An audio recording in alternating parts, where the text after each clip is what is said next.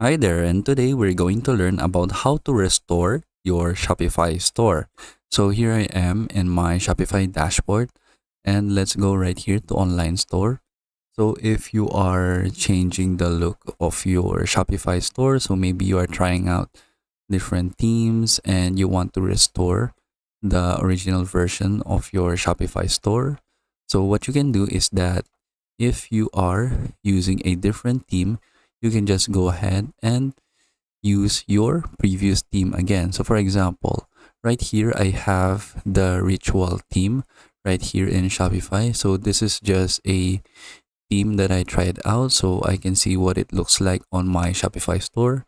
But then I decided that I don't really like this theme and I want to restore my original version of my Shopify store.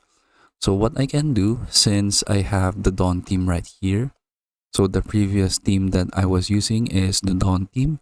And what I can do is I can just click publish right here so that I can restore my Shopify store back to the Dawn theme. So let's click publish right here. And then we can see the changes right here. Our Shopify store is back to the Dawn theme. And then now we can view our store. So now I have my original theme right here on my Shopify store.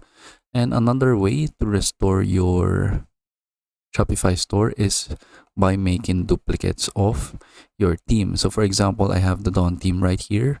So what I can do is that I can make a duplicate right here so that I can have a backup of my Shopify store right here, which is you can see here the copy of Dawn, and it is currently copying my Shopify store theme. So what I can do is that I can make some changes to my Shopify store right here that is using the original version of Dawn.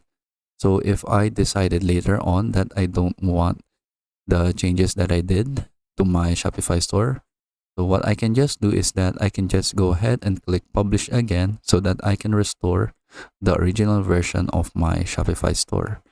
And then that's it.